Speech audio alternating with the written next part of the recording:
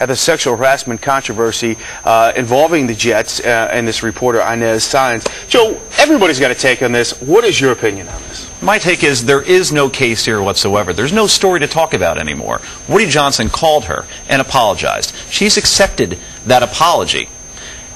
They're also saying that there was no real harassment in this. In other words, she isn't filing any sort of formal charges in this case. So what do we have here? We have somebody who went into a locker room. There were some catcalls. It's like a hot girl going into a fraternity house. And while it was inappropriate, at the same time, there's nothing criminal here. And we'll probably see her on Dancing with the Stars next season. For and you speak to that. You say the frat house mentality. And to me, that's one of the issues with the Jets. Okay, they're undisciplined. 14 penalties last night. 6 of those in the first half alone led to first downs. Duke, let me give you one stat. Go ahead. You can speak to this, but the fact that there was that frat house for mentality, that wouldn't happen in Tom Coughlin's locker room. Absolutely not. And that's what killed them on and off the field this week and obviously last night. Great stat from last night. The Jets had 125 yards in penalties. Mark Sanchez had 76 yards passing.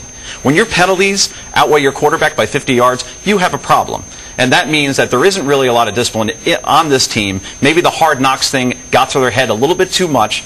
And now, unfortunately, in terms of this case, once again, in sports culture today, you're guilty until you're proven innocent. It's not the other way around, because everybody's guilty these days, and particularly here in New York with Clemens and A-Rod. People assume, oh, of course, the Jets must have done something wrong. This reporter must be telling the truth. But she doesn't seem all that upset about this. She seems to be enjoying the attention in a way. Again, I'm not saying it's appropriate, but it seems like a win-win here for everybody, except for the Jets last night on the field losing 10-9. But Duke, I heard you say this yesterday, Duke, that you've been in locker rooms, but both of you guys obviously have been around the locker rooms a lot of years. You said you'd never really seen anything like that. I mean, when was the last time you either heard or saw of a female reporter getting catcalls as if it was some sort of construction site? I mean, to me, there has to be some sort of, and if it's not criminal, as you point out, and doesn't appear to be in any way, it would seem to be a lack of some sort of discipline?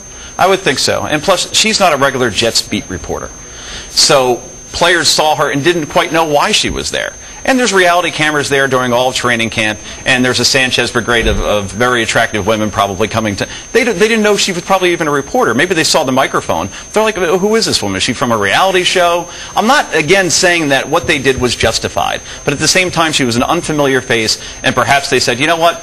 Well, let's have a little bit of fun as long as we don't go over the line. A lot of people saying her dress was inappropriate. I don't care. The Jets credential her. Once they credential her, you have to afford her the same respect you afford everybody else. And you can speak to this being in political scrums when you're trying to get a soundbite or whatever. Some of the guys' dress offends me more. Some guy that hasn't changed his shirt in a week and smelling like, a 2-day-old salad, that to me is more offensive. And for these guys, they've been around forever. These professional guys being get paid millions of dollars. They sort of get the drill on how to behave, you would think. Right. You would think so. So what happens from here is the question. Probably a fine that the Jets could sell a couple of beers out at a game and pay for.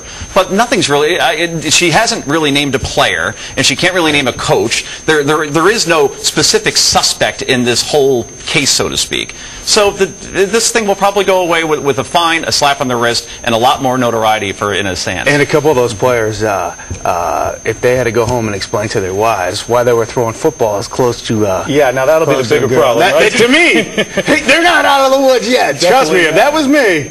All right, well, guys, I'd be answering that. Mrs. Brennan might have something to say. I think so, too. Yeah, no catcalls. I just got married, so any advice you guys understand. have... Well, listen, yes. Don't throw footballs near... No footballs or catcalls. No, or catcalls. Do the honey-do list and don't throw footballs near attractive you're always reporters. right. This is easy. There you go. It was that simple. Guys, great. Thank you for coming in, Joe. Thanks, guys. Anyway, still ahead on Good Day, Mike Woods.